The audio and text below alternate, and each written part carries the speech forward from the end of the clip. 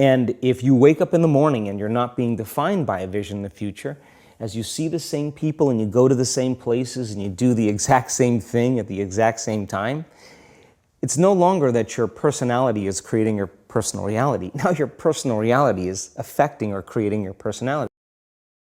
Can I teach my body emotionally what that future feels like before it happens? Now, that sounds really easy, but when it comes down to feeling gratitude before the experience, most people go, yeah, I gotta go. But the person who says, I'm not getting up, I'm just not gonna get up until I open my heart to life. Now, to me, that's a willingness.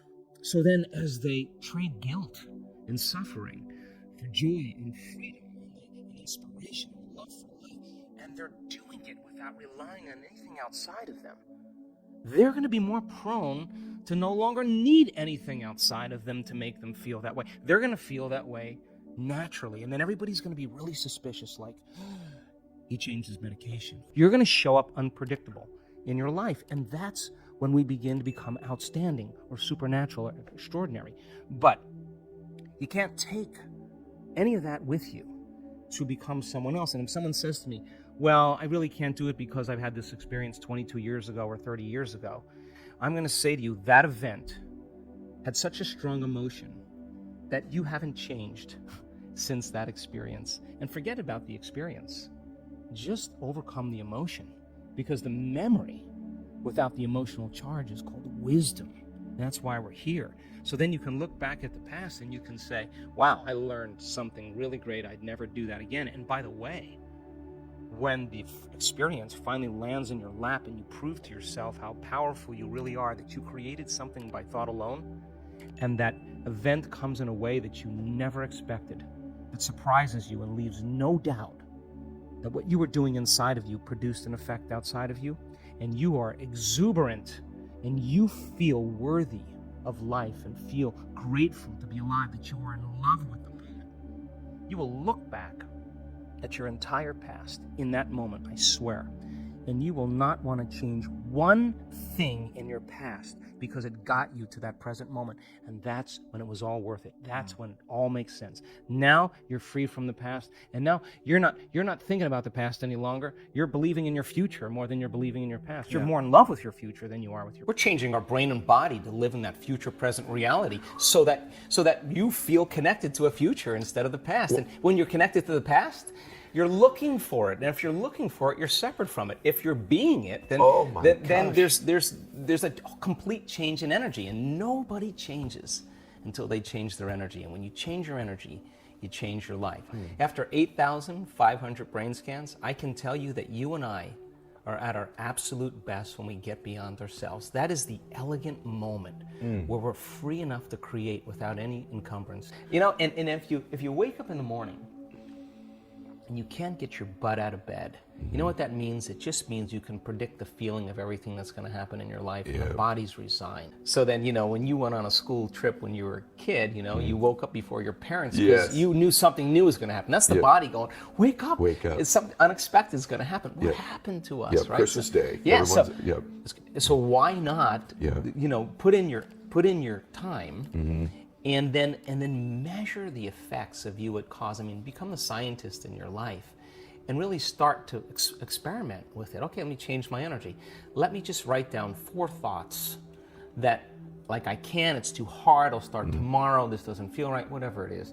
It's this person's fault. Just write those down and say, these thoughts, like Gandalf on the bridge. You may not pass today. This is the end. So then if you become conscious of those thoughts, now you're the governor of your thoughts.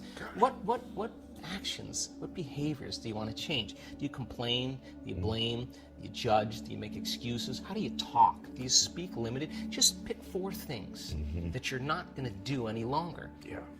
What emotions get you in trouble? What are the emotions that you're addicted to too, right? That you're addicted to that keep you returning back to your past. And if you don't know, close your eyes for about 30 minutes and just watch where your mind goes and watch your feelings, and just say, okay, it's frustration, it's unworthiness, it's self-doubt, it's guilt, it's frustration, it's shame. Just become conscious of those and just review them in your mind so that you don't go unconscious them in your waking day. No doubt that what you've been doing inside of you that produces some effect outside of you. And when you correlate what you've been doing inside of you with the effect that you produced outside of you, you're going to pay attention to what you did and do it again. And the energy of the joy that you feel when it happens, you're going to use that energy to create again. Now, people say to me, well, I'm this way because of that person and that thing. I would say to them, so you mean then that person or that experience out there is controlling your thoughts and feelings? Oh, that means you're a victim to your environment. But when you start changing your thoughts and feelings and it starts to produce an effect in your environment, you're going to change the belief that you're a victim consciously or subconsciously of your life to becoming more of a creator of your life. And now all of a sudden when you become more a creator of your life, you can't blame anybody. You can't say, well, that person or that thing. You'd have to say, I got to be greater than that environmental condition. Who in history can I study that had the same challenges?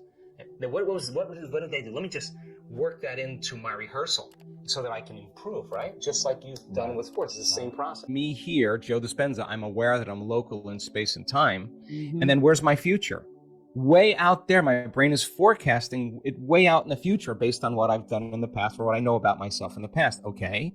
So now I got to go from this point to that point, and I'm separate from that experience. So I'm going to spend my entire life waiting for that experience to happen to take away the lack or separation from having it.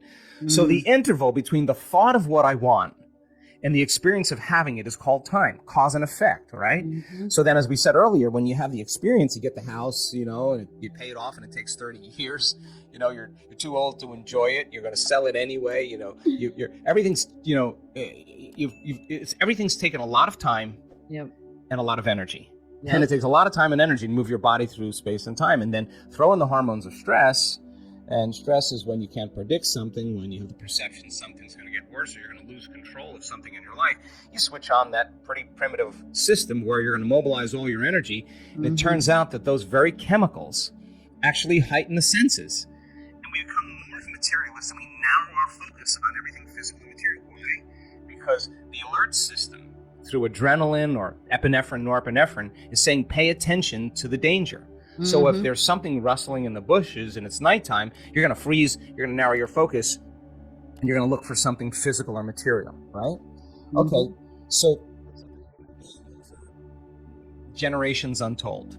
I mean, just 300 years ago, 200 years ago, being a human being wasn't easy. A starvation, a disease, predator, all kinds of things is a strong reality. So we spent a lot of time living in survival, and living in survival over generations causes us to only see the material world because that's relevant. Why would you look for energy or frequency or the quantum or the immaterial when everything material is vital when you're living in survival? So keep that survival system